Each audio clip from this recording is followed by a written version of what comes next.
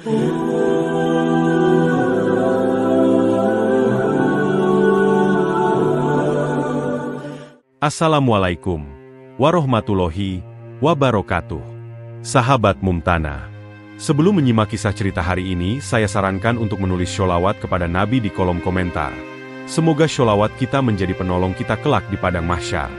Kami doakan semoga kalian mendapatkan rezeki yang barokah dan diberi kemudahan oleh Allah Subhanahu wa Ta'ala dalam menjalani kehidupan sehari-hari. Di sebuah desa tenang bernama Sukamulya, tinggal seorang wanita muda bernama Aisyah, sosok sederhana namun bercahaya. Di usianya yang ke-24, ia telah menghafal 30 juz Al-Quran, sebuah anugerah yang menjadikannya teladan bagi banyak orang.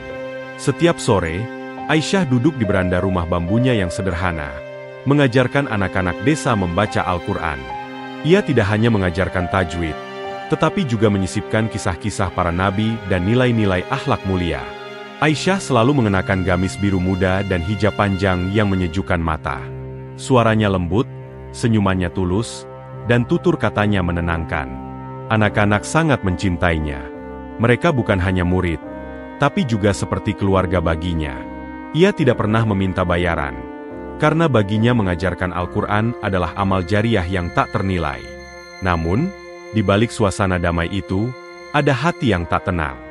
Bu Rina, pemilik les privat di desa tersebut, merasa terusik. Murid-murid yang dahulu datang ke tempatnya kini memilih belajar bersama Aisyah.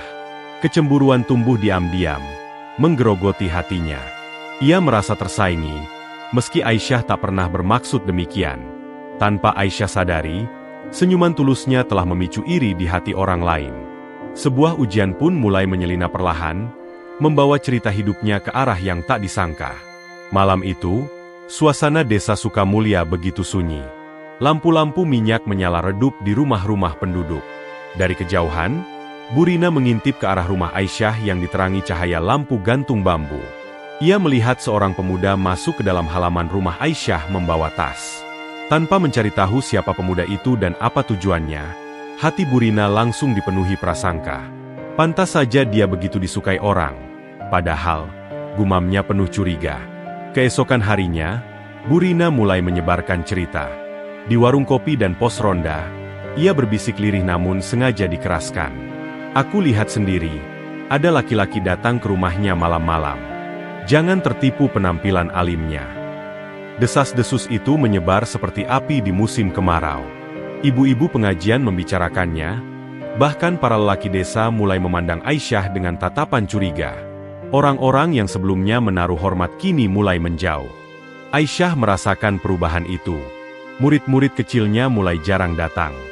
Bahkan tetangga yang biasanya menyapa kini, menutup jendela saat ia lewat. Ia tidak tahu apa yang sedang terjadi, tapi ia merasakannya. Meski hatinya pedih, Aisyah tidak melawan. Ia memilih memperbanyak istighfar dan bangun malam untuk berdoa. Dalam sujudnya, ia menangis diam-diam. Ya Allah, jika ini bagian dari ujian MU, kuatkan aku, bisiknya lirih. Ia yakin, kebenaran pada akhirnya akan menemukan jalannya. Pagi itu, langit Sukamulya mendung, seolah mencerminkan suasana hati Aisyah. Ia baru saja selesai salat duha ketika terdengar suara gaduh dari luar. 3 pria desa, Pak Jono, Pak Tono, dan Pak Karim, berjalan cepat ke arah rumahnya. Wajah mereka penuh amarah. Tanpa salam, mereka langsung membuka pagar bambu dan menghampiri Aisyah. Kami sudah cukup dengan sandiwara suci-sucianmu, teriak Pak Jono. Sebelum Aisyah sempat bertanya, mereka menarik lengannya kasar, menyeretnya keluar rumah. Apa ini? Ada apa, Pak? Teriak Bu Siti, ibunya, panik. Tapi tak ada yang mendengar. Warga desa mulai keluar rumah, mengikuti keributan itu. Di tengah lapangan desa, Aisyah didorong hingga jatuh. Gamis birunya penuh debu. Wajahnya terluka di sisi pipi. Orang-orang berkumpul, membentuk lingkaran. Suara-suara kasar terdengar dari segala arah. Inilah perempuan yang kalian puja-puja, yang kalian anggap suci, teriak Pak Tono dengan penuh amarah. Aisyah hanya bisa memeluk dirinya sendiri, menahan isak. Ia tak mengerti, mengapa semua ini terjadi. Bu Siti berteriak dari kerumunan, anakku tidak bersalah. kalian salah paham." Namun, tak ada yang mendengar. Fitnah telah membutakan hati mereka. Aisyah, dengan tubuh gemetar, menatap mereka satu persatu. "Saya bersumpah, demi Allah, saya tidak melakukan apapun yang kalian tuduhkan." Tapi kalimatnya tenggelam dalam cercaan. Langit masih mendung, dan badai fitnah telah benar-benar menerjang hidupnya. Sejak insiden memalukan di lapangan desa, rumah Aisyah berubah sunyi. Tak ada lagi suara tawa anak-anak mengaji, tak ada lagi tetangga yang datang bersilaturahmi. Aisyah hanya duduk di serambi bambu, memandangi mushaf Al-Quran yang menjadi satu-satunya sahabat setianya. Ia tak lagi menangis, hanya diam dalam luka. Setiap ayat yang dibacanya seolah menjadi penawar. Meski luka hatinya masih terasa pedih.